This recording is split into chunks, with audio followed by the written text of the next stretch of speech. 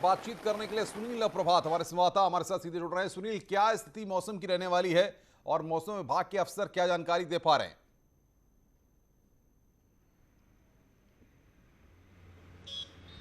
देखिए अनुपम, मौसम विभाग ने आज से और 30 जुलाई तक बारिश का अंदेशा जताया और खासकर अगले 3 दिनों में यानी कि रविवार, सोमवार और मंगलवार को भारी से भारी बारिश की चेतावनी दी है। और इसी के मद्देनज़र सभी जिलों से कहा गया है कि वो अलर्ट पर रहें। खासकर उत्तरकाशी, चमोली जैसे जिलों के लिए यहाँ पर भारी से भारी बारिश की आशंका जताई है। और ठीक मौसम के पूर्वानुमान के अनुसार ये अनुपम अभी तमाम जगहों पर भारी बारिश हो रही है। देहरादून के भी कई इलाकों में बहुत तेज़ बारिश देखने को मिल रही है। तो मौसम विभाग ने सभी अथॉरिटीज़ को कहा है कि वो मौसम जिस तरह से मौसम बिगड़ रहा है उसके मद्देनज़र सतर्क रहें।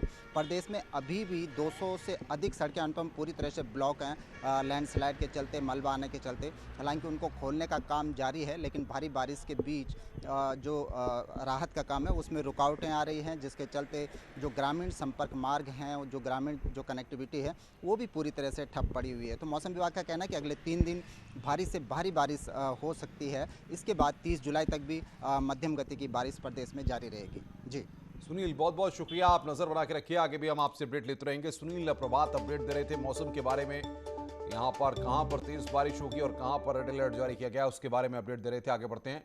कभी पहाड़ में अच्छा जनाधार रखने वाला उत्तराखंड क्रांति दल अब अपने अस्तित्व के लिए जूझ रहा है। युवाओं को पार्टी में जोड़ना और कार्यकर्ताओं की कमी को दूर करना दल का सबसे बड़ा चैलेंज है, जिसकी कमान मिली है दल के पुराने नेता काशी सिंह एरी को।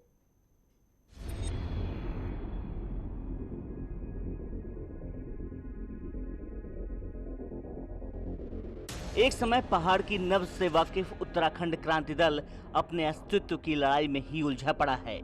पार्टी का देहरादून में शनिवार को महाधिवेशन हुआ तो वहां भी कार्यकर्ताओं की सोच में रार ही नजर आई। एक समय उत्तराखंड क्रांति दल में पहाड़ की जनभावना जुड़ी थी और उसे भुनाने में दल से जुड़े लोग नाकाम दिखे, लेकिन अब नई ऊर्जा के साथ पुराने चेहरे एक बार फिर कमान संभालने को तैयार हैं। काशी सिंह एरी पार्टी को आगे बढ़ाने के लिए तैयार हैं। अध्यक्ष पद पर एरी की ताजपोशी दल में नई जान डालने के लिए की गई है। एरी भी मानते हैं कि जो भी गलतियां रहीं अब उसे दूर किया जाएगा।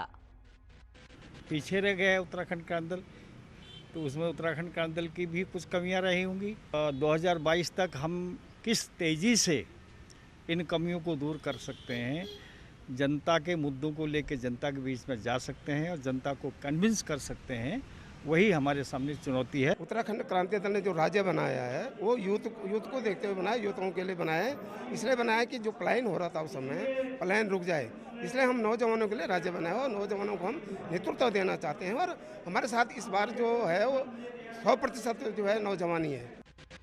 अब कम वक्त में कैसे यूकेडी अपनी नैया पार लगाएगा, इस पर दल के नेताओं को काम करना है, क्योंकि कई नई पार्टियां प्रदेश में अपनी जमीन तलाश रही हैं। ऐसे में क्षेत्रीय दल को 2022 में अनुभवी लोगों के साथ नया जोश लेकर काम करने की जरूरत है। देहरादून से न्यूज़ 18 के लिए भारती सकलानी की रिपोर्ट।